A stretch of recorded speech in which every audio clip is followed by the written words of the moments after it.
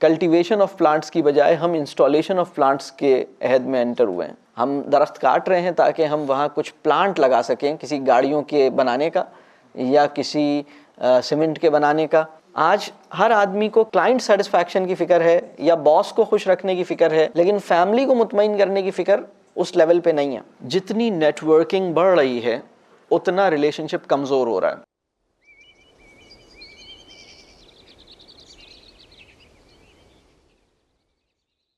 Twenty first century ने क्या challenges हमारे लिए खड़े किए हैं और क्या अपॉर्चुनिटीज़ हमारे लिए पैदा की हैं? अगर मैं आपसे पूछूं कि अपॉर्चुनिटीज़ ज़्यादा हैं या चैलेंजेस ज़्यादा हैं, कितने लोगों का ख्याल है कि अपॉर्चुनिटीज़ ज़्यादा हैं?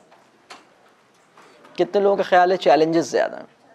अच्छा, पहले हम ये देख लेते हैं कि अपॉर्चुनिटीज़ क्या हैं। 21st सेंचुरी में सबसे बड़ी अपॉर्चुनिटी उसने हमें क्या दी है? more connectivity in terms of distances कम हो गए हैं। ठीक है, इंटरकल्चरल कनेक्शंस। ठीक है, हम अब बियॉन्ड कम्युनिटी बाउंड्रीज या कम्युनिटी हम अपने इंटरकल्चरल कनेक्शंस या रिलेशनशिप्स या कम्युनिकेशंस ज़्यादा बेहतर अंदाज से करने के काबिल हो गए। ये एक बहुत बड़ा एडवांटेज है 21st सेंचुरी का। इससे पहले क्रॉस कल्चरल कनेक्शंस इस लेवल पर इंसानी तारीख़ में इतनी बड़ी तादाद में नहीं हुए थे। यानी इस वक्त ये बहुत मुमकिन है कि किसी दुनिया में किसी शहर में या किसी गांव में रहने वाला कोई भी इंसान अक्रॉस द कॉन्टिनेंट या कोई और दूसरे मुल्कों और कॉन्टिनेंट्स के लोगों से भी उधर कहीं दूर दराज के गांव या शहर में रहने वाले आदमी से कम्युनिकेशन में हो। इस बात के इम्कानात बढ़ते जा रहे हैं और वो हम इसको एक्सपीरियंस कर रहे हैं। इसके अलावा कोई और अपॉर्चुनिटी जो 21st सेंचुरी ने पैदा की हो? इंफॉर्मेशन बहुत ज़्यादा। ठीक है, इंफॉर्मेशन नॉलेज नहीं बन पा रही, नॉलेज विजडम नहीं बन पा रही, वो एक अलग चैलेंज है, लेकिन इंफॉर्मेशन बहुत ज़्यादा है। यानी इस वक्त किस टॉपिक पर रसूलुल्लाह सल्लल्लाहु अलैहि वसल्लम ने क्या कहा था, इस वक्त उसको एक्सेस करना ख़ुद रसूलुल्लाह सल्लल्लाहु अलैहि वसल्लम के पीरियड में या उनके फ़ौरन बाद के दौर में जितना मुश्किल था उससे कहीं ज़्यादा आसान इस वक्त है, क्योंकि आपके पास सब कुछ, आपका जो डेटा है वो बड़े ऑर्गेनाइज्ड फॉर्म में, बड़े एक्सेसिबल फॉर्म में अवेलेबल हो गया है और उसको टेक्नोलॉजी ने फैसिलिटेट किया है कि आपके पास इंफॉर्मेशन पहुंच जाए। तो आपके टिप्स पर है, इंफॉर्मेशन का एक्सेस जो है वो बहुत आसान हो गया। ये दूसरा बड़ा बेनिफिट कह लें या अपॉर्चुनिटी कह लें या प्लस कह लें। इसके अलावा और क्या है? इनोवेशन। अच्छा, इनोवेशन तो होती रही है। इनोवेशन 21st सेंचुरी का कमाल नहीं है, बल्कि इनोवेशन तो इंसानी तारीख़ में हमेशा होती रही है। और कोई ऐसी चीज़ जो 21st सेंचुरी का कमाल हो? एक है टेक्नोलॉजिकल फैसिलिटेशन। जो टेक्नोलॉजिकल फैसिलिटेशन है, जैसे मेरी आवाज़ आप तक पहुंच रही है, मैं इतना ज़्यादा जान नहीं लगा रहा और मेरी आवाज़ आप तक पहुंच रही है, या हम इस सेशन को कहीं और ले जा सकते हैं, महफूज कर सकते हैं, या हम अपनी मेमोरीज़ को रिकॉर्ड कर सकते हैं, हम अपने एक्सपीरियंसेस को डॉक्यूमेंट कर सकते हैं, डिजिटल फॉर्म में डॉक्यूमेंट कर सकते हैं। इस तरह की और बहुत सारी फैसिलिटेशन टेक्नोलॉजी ने हमारी ज़िंदगी में पैदा की हैं। इसके अलावा और क्या किया है? डेमोग्राफिक एक बड़ा चेंज है। ये अब अगर हम ये कहें कि जो मूवमेंट है, अर्बनाइजेशन का प्रोसेस बढ़ गया है। अर्बनाइजेशन हम मतलब बहुत ज़्यादा मास स्केल मूवमेंट है अर्बन सेंटर्स की तरफ, लेकिन ये इसको हम ये इट्सेल्फ कोई बहुत पॉजिटिव बात नहीं है, लेकिन जो पॉजिटिव बात या अपॉर्चुनिटी कही जा सकती है वो इकोनॉमिक अपॉर्चुनिटीज़ हैं। कुछ नए तरह की इकोनॉमिक अपॉर्चुनिटीज़ इमर्ज हो रही हैं जो पहले उस तरह अवेलेबल नहीं थी। ये कुछ 3-4 बड़े एडवांटेजेस हैं जो 21st सेंचुरी ने हमारी लाइफ में आज के अहद में पैदा किए हैं। यानी पहली बात कि इंटरकल्चरल कनेक्शंस, दूसरी बात एक्सेस टू इंफॉर्मेशन, तीसरी बात टेक्नोलॉजिकल फैसिलिटेशन, चौथी बात इस पूरे सिनेरियो में कुछ नई economic opportunities, emerging opportunities particularly economics के अंदर। लेकिन चैलेंजेस क्या पैदा किए?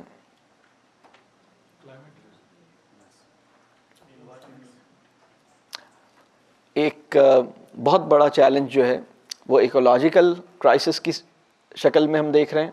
हमारी इस लाइफ स्टाइल का जो कार्बन फुटप्रिंट है, कार्बन फुटप्रिंट के लफ्ज़ से कितने लोग वाकिफ़ हैं? कार्बन फुटप्रिंट एक टर्म है, कार्बन फुटप्रिंट।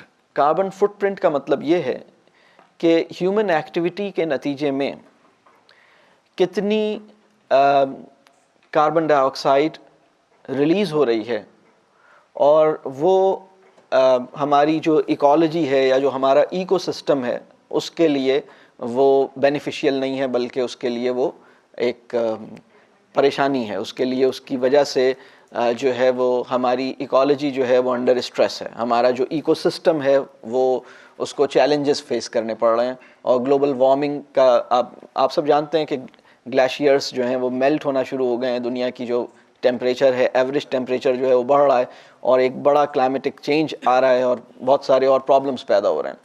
ये जो प्रॉब्लम्स हैं इनका स्केल और इसकी स्पीड जो है वो बहुत ज़्यादा है। मतलब ना सिर्फ ये कि इसका स्केल बहुत बड़ा है, इसकी स्पीड भी बहुत ज़्यादा है। मतलब आज से 20 साल पहले जिस तरह के इकोलॉजिकल क्राइसिस को 2020 में फोरसी किया गया, वो 2012 में एक्सपीरियंस कर लिया लोगों ने। 8 साल पहले वो क्राइसिस जिसको लोग सोच रहे थे कि अगर यही सिचुएशन रही तो 2020 में ये क्राइसिस आएगा, वो 2012 में लोगों ने देखा, दुनिया में उसको देखा। यानी इसकी स्पीड भी बहुत ज़्यादा है। तो ये तो एक बड़े मैक्रो लेवल पे इकोलॉजिकल क्राइसिस है। हमारी इन सारी एक्टिविटीज़ का जो नेट आउटकम है वो कुछ इस शक्ल में आ रहा है कि हमें इकोलॉजिकल प्रॉब्लम्स हो रहे हैं। इसके अलावा और क्या है? इजी एक्सेस की वजह से सर हम लोग लेजी हो गए हैं, उससे हेल्थ इश्यूज हमारे बहुत ज़्यादा बढ़ रहे हैं। ठीक है, ओवरली टेक्नोलॉजिकल लाइफस्टाइल की वजह से हमारी लाइफ बुरी तरह मुतासर हुई है। हमारे मेटाबॉलिज्म मुतासर हुए हैं, हमारी साइकी उसके नतीजे में मुतासर हुई है, हमारा जो इनर पीस है वो उसके नतीजे में मुतासर हुआ है। हमारी जो कह लीजिए हमारा जो जहन है, नेचर से हम डिस्कनेक्टेड होते चले जा रहे हैं। टेक्नोलॉजी से में हम जितना ज़्यादा इमर्जन है, टोटल इमर्जन इन टेक्नोलॉजी, इस वक्त की जो यूथ है वो जितना यानी 8 से 40 साल पहले जो आदमी था उसने जितना गौर से दरख्तों को और मट्टी को देखा था, आज की यूथ ने उतनी तवज्जो से पौधों को या मट्टी को या आसमान को नहीं देखा है। उसने मोबाइल के मॉडल्स को देखा है, उसने स्क्रीन को देखा है, उसने मुख्तलिफ़ किस्म के और गैजेट्स को देखा है। तो उसका एक नेचर से डिस्कनेक्ट है। ये पर्सनल लेवल पे हम बात कर रहे हैं कि नेचर से डिस्कनेक्ट है। मैक्रो लेवल पे हम बात कर रहे हैं कि इकोलॉजिकल क्राइसिस है, पर्सनल लेवल पर नेचर से डिस्कनेक्ट है। और क्या इशू नज़र आता है 21st सेंचुरी में? आइसोलेशन बहुत ज़्यादा हो गया है। एक ही घर में, एक ही कमरे में family sitting, they are alienated from each other. ये बहुत अहम पॉइंट है। जितनी नेटवर्किंग बढ़ रही है उतना रिलेशनशिप कमज़ोर हो रहा है। नेटवर्किंग रिलेशनशिप का सब्स्टिट्यूट नहीं होता। नेटवर्किंग का प्री रिक्विजिट है डिस्टेंस, रिलेशनशिप का प्री रिक्विजिट है प्रेजेंस। आपकी और मेरी नेटवर्किंग उस वक्त चलेगी जब हम सब की नेटवर्किंग अगर करनी हो तो हम सबको इस कमरे से बाहर निकलना होगा और अपने अपने लोकेशंस पे अपने अपने जो कंफर्ट जोन्स हैं या कंफर्ट केबिन्स हैं उनके अंदर अपने आप को लॉक करना होगा, और वहाँ से हम एक दूसरे को एक मैसेज भेजेंगे, एक सिग्नल भेजेंगे, एक कम्युनिकेशन इनिशिएट करेंगे, कोई ग्रुप फॉर्म करेंगे, कोई कम्युनिटी फॉर्म करेंगे। वो जो ऑनलाइन कम्युनिटी है वो एक्चुअली, जिसे हम सोशल कम्युनिटी कहते हैं, एक्चुअली ये वो एक्सपीरियंस नहीं दे सकती। तो जो नेटवर्किंग है और जो रिलेशनशिप है, इन दोनों की डायनामिक्स बिल्कुल डिफरेंट है। जो नेटवर्किंग के अंदर हम किसी इंसान से उस वक्त मिलते हैं जब हम चाहते हैं कि हम उससे मिलें। कोई इंसान हमसे हमारी मर्जी के बगैर नहीं मिल सकता। लेकिन रियल लाइफ रिलेशनशिप में कोई भी इंसान आपके घर का दरवाज़ा नॉक कर सकता है और आपसे आके मिल सकता है और आपको कॉल कर सकता है, आपको आवाज़ दे सकता है, आपसे बात कर सकता है, आपको टच कर सकता है। तो ये जो नेटवर्किंग है या इस वक्त जो एक बड़ा चैलेंज है वो ये है कि हमारी जो फैमिली लाइफ है वो बहुत बुरी तरह मुतासर हुई है। और मैं ऐसी फैमिलीज़ को जानता हूँ जिन्होंने अपनी फैमिली का व्हाट्सएप ग्रुप बनाया हुआ है, 3 बच्चे हैं और हस्बैंड वाइफ हैं, 5 लोगों का व्हाट्सएप ग्रुप है और ये एक दूसरे से व्हाट्सएप पे ही कम्युनिकेशन करते हैं। अगर इन्होंने ये पूछना हो कि आज आप कितने बजे अवेलेबल होंगे तो व्हाट्सएप पे ही ये बात करते हैं। और अवेलेबल होंगे का मतलब ये होता है कि हम किस टाइम पर आपको कॉल कर सकते हैं। और अगर इन सब को इकट्ठे हफ्ते में एक दफ़ा खाना खाना हो तो वो व्हाट्सएप ग्रुप पे प्लान करते हैं कि कौन सा वो वीकेंड होगा जिसमें हम इकट्ठे बैठ के खाना खाएं, क्योंकि वो व्हाट्सएप कम्युनिकेशन होती है। लेकिन घर में एक घर में रहते हैं ये लोग, तो ये जो पर्सनल डिस्कनेक्ट है ये बहुत बढ़ गया है।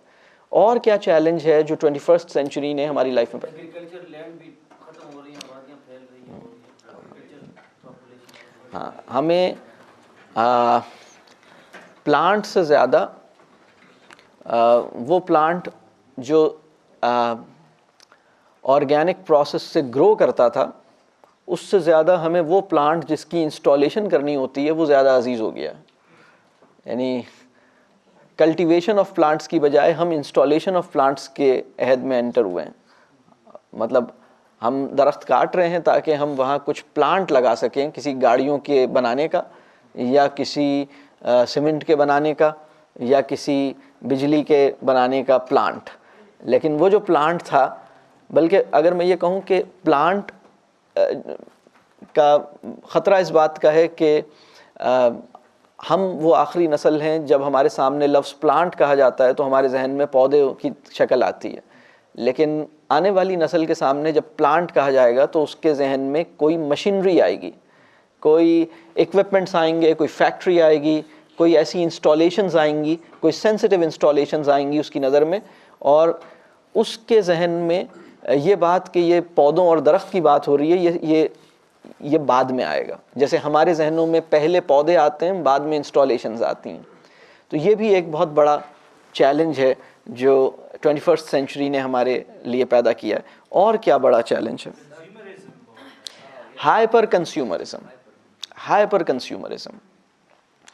आज जो बच्चा इस दुनिया में पैदा हो रहा है, जब वो 20 साल तक पहुंचेगा 5000 ड्रेसेस बना चुका होगा। 2019 में जो बेबी बॉर्न हुआ है, 2039 तक एस्टिमेट ये है कि 5000 ड्रेसेस उसके लिए ख़रीदे जाएंगे। 5000 ड्रेसेस इन जस्ट 20 ईयर्स। आज से 50 साल पहले आप इतने कपड़े नहीं बनाते थे, आप बहुत कम कपड़े बनाते थे और आप बहुत कम कपड़ों में गुजारा करते थे और सेटिस्फाइड फील करते थे। तो हाइपर कंज्यूमरिज्म जो है वो बहुत बढ़ गया है। अगर मैं आपसे ये पूछूं कि आपने अपनी लाइफ में, अब ये क्वेश्चन है आपसे, आपने अपनी लाइफ में थोड़ी देर 2-3 मिनट सोचिएगा, अब तक आपने अपनी लाइफ में कितने मोबाइल फ़ोन्स चेंज किए हैं? ठीक है, हो सकता है आपको गिफ्ट मिला हो सकता है आपने परचेस किया हो, लेकिन कितने मोबाइल फ़ोन्स आपने चेंज किए हैं? 6, 7, 3, 4, 2, 8, 7, डज़न। अच्छा, अब मुझे ये बताइए कि यहाँ पर इसको सोचिए कि आपने मोबाइल फ़ोन्स टोटल कितने अपनी पूरी लाइफ में चेंज किए हैं, पूरी लाइफ में कितने। और मोबाइल फ़ोन हमारी लाइफ में, अब अगर मैं ये क्वेश्चन करूं कि फर्स्ट आपने मोबाइल फ़ोन ओन करना कौन से टाइम से शुरू किया, उसमें कितने साल हो गए? मतलब आपको कितने साल से आप मोबाइल फ़ोन ओन कर रहे हैं? 8 years, 16 years, 2002, 18 years।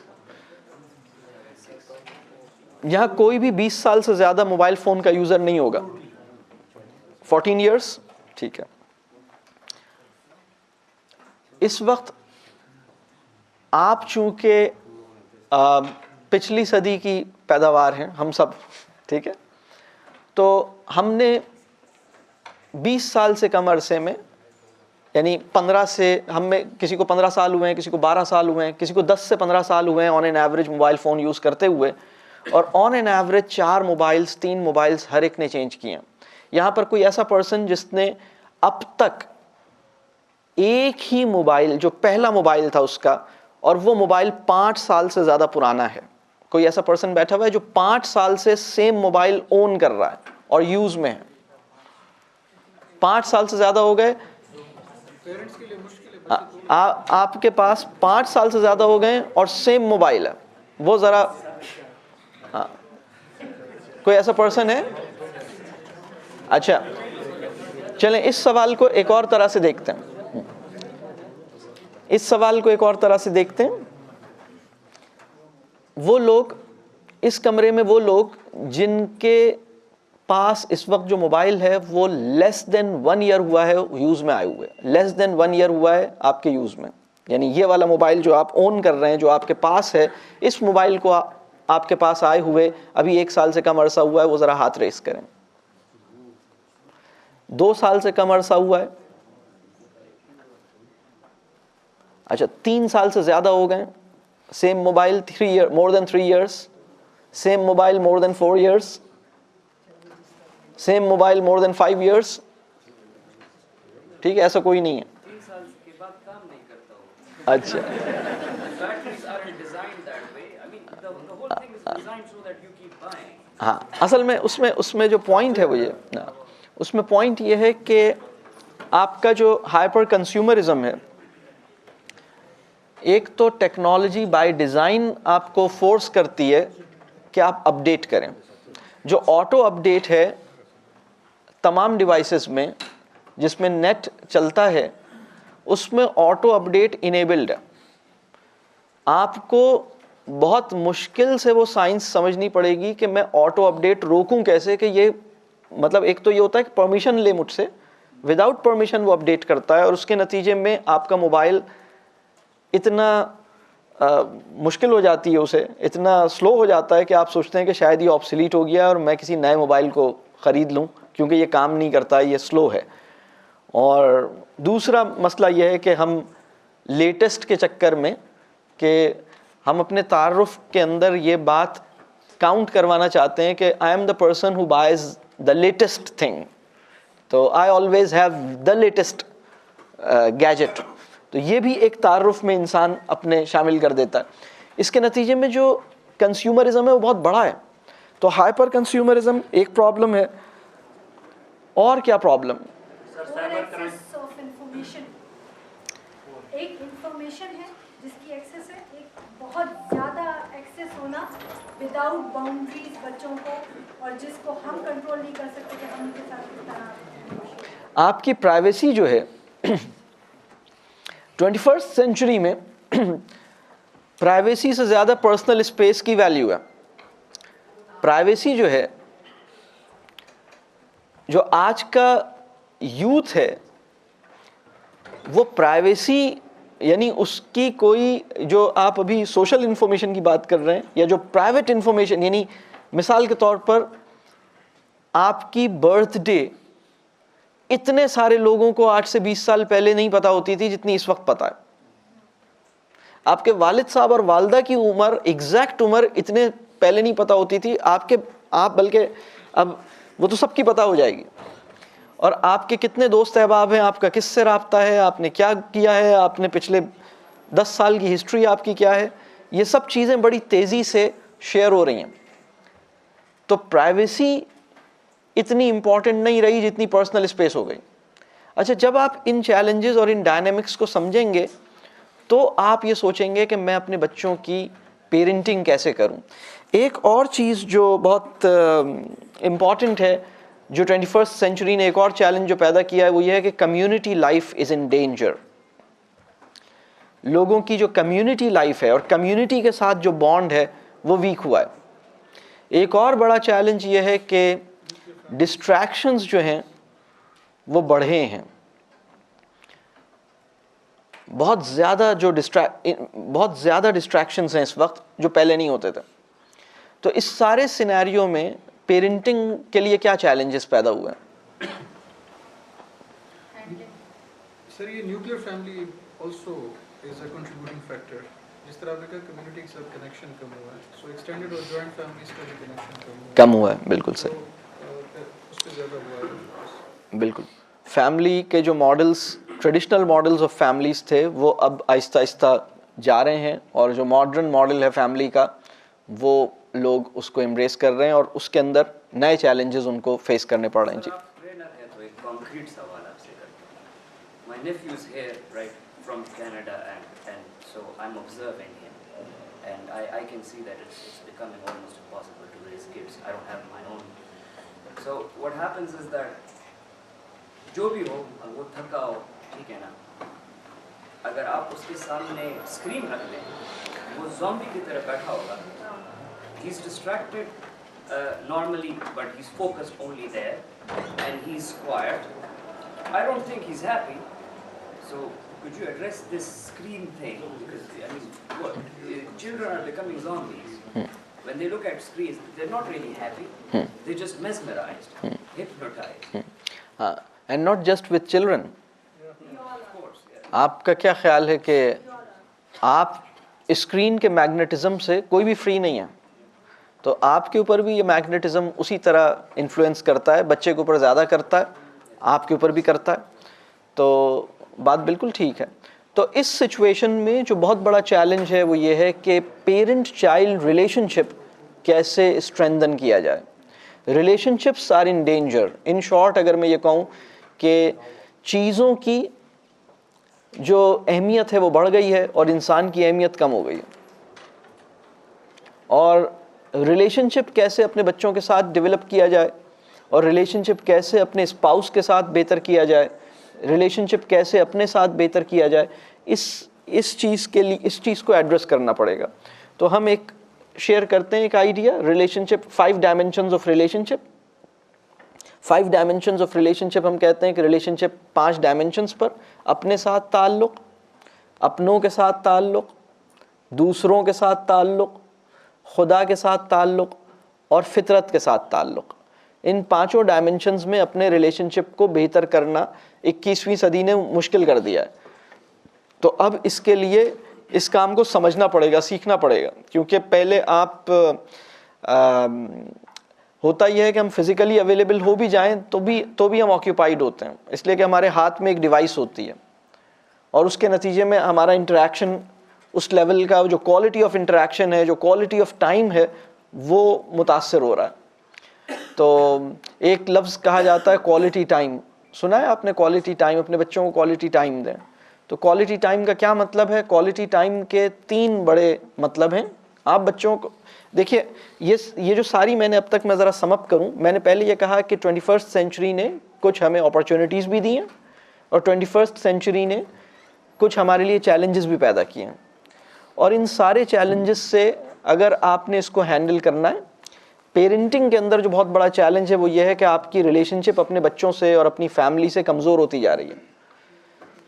आज हर आदमी को क्लाइंट सेटिस्फैक्शन की फ़िक्र है, या बॉस को खुश रखने की फ़िक्र है, या कस्टमर को खुश रखने की फ़िक्र है, लेकिन फैमिली को मुतमईन करने की फ़िक्र उस लेवल पे नहीं है। फैमिली जिस भी हाल में जाए, लेकिन क्लाइंट खुश रहे, ये सारा कह लीजिए प्रॉब्लम है। तो इसके ऊपर हमें क्या काम करना चाहिए?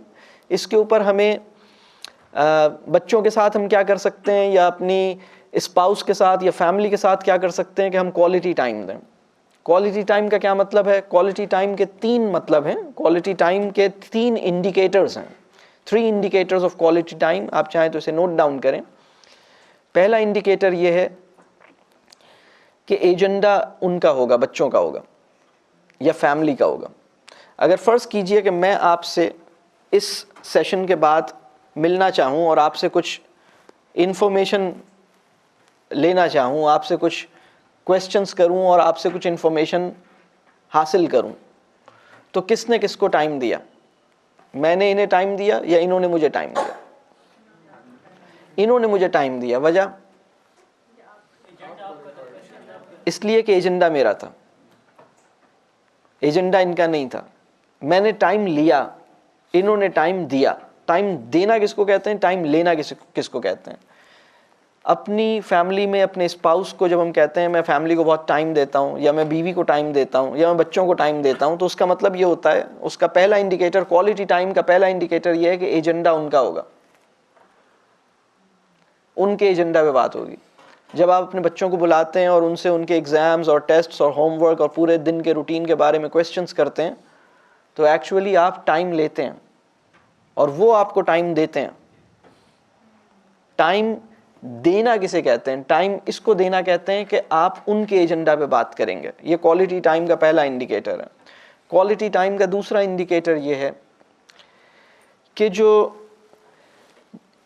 पीरियड ऑफ कह लीजिए जो प्रेजेंस है या जो मीटिंग टाइम है वो अनइंटरप्टेड होगा। उसमें मोबाइल फ़ोन अगर बजेगा तो आप अटेंड नहीं करेंगे। जब आप अपने क्लाइंट के साथ बैठते हैं या जब आप अपने बॉस के साथ बैठते हैं और आपका मोबाइल फ़ोन बजता है, तो क्या आप मोबाइल फ़ोन अटेंड करते हैं? आप नहीं अटेंड करते। लेकिन जब आप अपने बच्चे के साथ बैठते हैं या अपनी बीवी के साथ बैठते हैं और मोबाइल फ़ोन बजता है, तो आप उसको एक्सक्यूज़ मी भी नहीं कहते, आप मोबाइल फ़ोन अटेंड करते हैं। इसलिए कि हम वो आदमी जिससे रिलेशनशिप के नतीजे में पैसे आने, उसको आप वैल्यू देते हैं। लेकिन वो पर्सन जिसके साथ रिलेशनशिप के नतीजे में हैप्पीनेस और पीस और एक प्लेजेंट फैमिली एटमॉस्फेयर क्रिएट होना है, उसको हम वो वैल्यू नहीं दे रहे।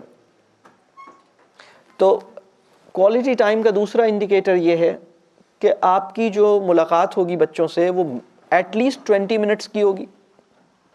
20 मिनट्स का इंटरेक्शन अगर है जिसमें आप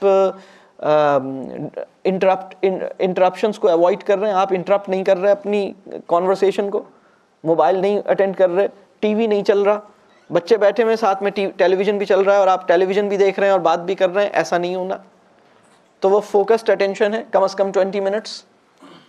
ठीक है, ये क्वालिटी टाइम का सेकंड इंडिकेटर है। क्वालिटी टाइम का थर्ड इंडिकेटर ये है कि जिसको आपने टाइम दिया है उसकी बाद में भी अर्ज टू मीट अगेन उसकी ज़िंदा रहे, वो दोबारा आपसे मिलना चाहे, वो ये कहे कि भाई दोबारा कब मिलेंगे। ये क्वालिटी टाइम का तीसरा इंडिकेटर है। तो हम अपने बच्चों को और अपनी फैमिली को क्वालिटी टाइम दें, इसके नतीजे में हमारा रिलेशनशिप उनसे बेहतर होगा, उसके नतीजे में कुछ आसानी होगी पेरेंटिंग के अंदर। अदरवाइज बच्चों का जो रिलेशनशिप गैजेट्स के साथ है, कोई कंपैरिजन नहीं है कि उनका वो रिलेशनशिप अपने पेरेंट्स के साथ हो, कोई इस वक्त कंपैरिजन नहीं है। अगर बच्चे का गैजेट गुम हो जाए तो वो बेचैन रहता है, लेकिन अगर उसकी 2 दिन अपने अब्बा से मुलाकात ना हो तो वो ज़्यादा सुकून में होता है, कहता है अच्छा नहीं हुई। इस वक्त ये सिचुएशन हुई हुई है। आपने जो टाइप्स ऑफ रिलेशनशिप्स की बात की, वो 5, कैन यू एलैबोरेट दोस मोर? ठीक है, particularly self वाली। ठीक है। अपने साथ ताल्लुक़ का मतलब ये है, अच्छा अगर इसके लिए मैं थोड़ी सी ब्रीफ करूं, अपने साथ ताल्लुक़ उस वक्त पैदा होता है जब आपकी टाइम मैनेजमेंट का गोल ये हो कि मेरी रूटीन में फ्री टाइम के पॉकेट्स क्रिएट हों। टाइम मैनेजमेंट का गोल ये नहीं होना चाहिए कि आपकी प्रोडक्टिविटी बढ़ जाए। टाइम मैनेजमेंट के 2 गोल्स होने चाहिए। एंड ऑफ द डे पे मेरी एनर्जी बच जाए, जब डे एंड हो तो मेरी एनर्जी, मैं फुल्ली एग्जॉस्टेड ना हूं जब शाम हो जाए, रात हो जाए, एनर्जी मेरे अंदर, यानी दिन ख़त्म हुआ, काम ख़त्म हुए, लेकिन एनर्जी नहीं ख़त्म हुई। अगर ये हो रहा है तो आपकी टाइम मैनेजमेंट अच्छी है। दूसरी बात, अगर आपके रूटीन में फ्री टाइम के स्लॉट्स अवेलेबल हैं, फ्री टाइम बहुत ही कीमती, बहुत ही प्रेशियस है free time, solitude. Free time के नतीजे में आपकी सॉलिट्यूड, आपकी तन्हाई बामानी हो जाएगी। फ्री टाइम के नतीजे में पर्सनल रिफ्लेक्शन की अपॉर्चुनिटी क्रिएट होगी। मसला ये हो रहा है कि हमारा रूटीन ओवरली ऑक्यूपाइड है, एक रोलर कोस्टर की सी लाइफ है। पूरा वीक ऐसे तेज़ी से गुजर जाता है और फिर वीकेंड आता है, वीकेंड की अपनी रूटीन्स होती हैं। अपने साथ ताल्लुक़ उस वक्त पैदा होता है जब आप फ्री टाइम टैप करते हैं। आप देखते हैं मेरे पास फ्री टाइम मिल रहा है, फ्री टाइम निकालते हैं। अगर आपकी रूटीन फ्री टाइम अलाउ नहीं कर रही तो अपने साथ ताल्लुक़ दुश्वार हो जाता है। अपने साथ ताल्लुक़ उस वक्त होता है जब आप अपनी तन्हाइयों में, आपके लिए तन्हाई इंजॉयबल है, आपकी तन्हाई बामानी है। अपने साथ ताल्लुक़ उस वक्त होता है जब आप गौर व फिक्र और तदब्बुर करते हैं, पर्सनल रिफ्लेक्शन जिसे हम कहते हैं। आप अपने इंटरनल डायलॉग को रिव्यू करते हैं। आप ये देखते हैं कि दुनिया मुझे जो कहती है वो तो कहती है, मैं खुद अपने आप को क्या कहता हूँ, that is called internal dialogue. तो अगर आपको कोई बुरा कहता है तो एक्चुअली आपका बुरा उस वक्त होता है जब आप भी अपने आप को बुरा कहते हैं। किसी और के बुरा कहने से आपका कोई बुरा नहीं होता। आप एक्चुअली जब आपका inner dialogue, internal dialogue affect करता है तो आपके साथ बुरा होना शुरू होता है। तो इंसान अपने ऊपर गौर करे, अपने रूटीन पे रिफ्लेक्ट करे, अपने सोच की डायरेक्शन को रिव्यू करे, अपने पैराडाइम को रिव्यू करे कि मैं किस पर्सपेक्टिव में या किस पैराडाइम में चीज़ों को रखता हूँ, देखता हूँ। यह है अपने साथ ताल्लुक़। अपने मिजाज पे काम करे, अपने आप को नाउमीद ना होने दे, अपने आप को दिल गिरफ्ता ना होने दे। यह है अपने साथ ताल्लुक़। वो इंसान जो अपने आप से कोई तवक्का नहीं बांध रहा, जो अपने आप से कोई एक्सपेक्टेशन नहीं लगा रहा, जो अपने आप को कोई गोल नहीं दे रहा, जो अपनी लर्निंग के लिए कुछ टारगेट सेट नहीं कर रहा, इसका अपने साथ कोई ताल्लुक़ नहीं है। जो अपने ऊपर निगाह नहीं रखता उसका अपने साथ कोई ताल्लुक़ नहीं है। हमारी जो आँख होती है इसकी पहली जिम्मेदारी यह है कि वो अपने ऊपर निगाह रखे।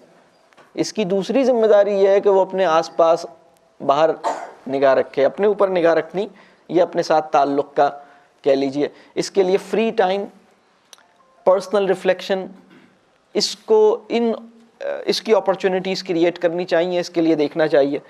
कुछ लोगों की लाइफ इस वक्त जो सिचुएशन है कि वो बहुत ज़्यादा मसरूफ़ हो गई है और जो फ्री टाइम है वो फ्री टाइम ये खींच लेता है। तो अगर फ्री हैं तो ये है या फिर फ्री नहीं है। तो ऐसी सूरत में अपने ऊपर, अपनी ज़ात के ऊपर, अपने नफ्स के ऊपर, अपने जहन के ऊपर, अपने शऊर के ऊपर गौर करने का मौका नहीं मिलता। इंसान को ये सोचने का मौका नहीं मिल रहा कि मैं ऐसा क्यों हूँ जैसा हूँ, मैं ऐसा कैसे बना जैसा बना। मेरी अपने इमोशनल लैंडस्केप को गौर से देखने का मौका उसे नहीं मिल रहा। ठीक है, यह है अपने साथ ताल्लुक़। और दूसरों के साथ ताल्लुक़ का मतलब यह है कि मेरा और लोगों का आपस में रिलेशनशिप कैसा है उस पर गौर करें। ये लोग मुझसे खिंचे खिंचे क्यों रहते हैं, बड़ी जल्दी मुझे लोगों की बात बुरी क्यों लग जाती है, मैं अपने से डिफरेंट इंसान को एंजॉय क्यों नहीं कर पाता,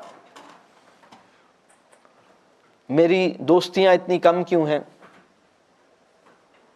तो ये दूसरों के साथ। अपनों के साथ ताल्लुक़ का मतलब ये है कि वो लोग जो आपको आपकी प्राइवेट लाइफ में देखते हैं, यानी कि आपकी फैमिली, आपके घर वाले, उनके साथ आपका रिलेशनशिप कैसा है, स्पाउस के साथ कैसा है। पता है ये जिसे हम लाइफ पार्टनर कहते हैं, बहुत से लोग एक ऐसी लाइफ गुजार रहे हैं जिसमें लाइफ पार्टनर जो है वो लाइफ पार्टनर नहीं है, वो रूममेट है खाली। तो लाइफ पार्टनर को रूममेट की सतह पे गिरा के ज़िंदगी गुजारना ये तो कोई बात नहीं है इसमें। यानी लाइफ पार्टनर कहते किसे हैं कि चार आंखें एक ही मंजर देख रही हों, उनका जो उनके अंदर एक वननेस अचीव हो और वो स्पिरिट ऑफ टुगेदरनेस उनकी मेंटेन हो रही हो, नर्चर कर रही हो, शेयरिंग की स्पिरिट बहुत ज़्यादा हो। ये है जिससे आप इसको अचीव करते हैं। लेकिन ये तो अभी हम बहुत फॉर ग्रांटेड लेते हैं, हमने रिलेशनशिप बिल्डिंग पे काम नहीं किया। इस वक्त जो बच्चों का प्रॉब्लम है, रिलेशनशिप स्टार्व्ड जनरेशन है, ये ताल्लुक़ को तरसी हुई नस्ल है। ये अजनबी के साथ तो सब कुछ कह सकती है, सुन सकती है और उसको टाइम दे सकती है, लेकिन फैमिली के साथ कुछ कहना, सुनना, बताना, शेयर करना, पूछना और उसके साथ टाइम लगाना इसके लिए दुश्वार हो गया। क्या ख्याल?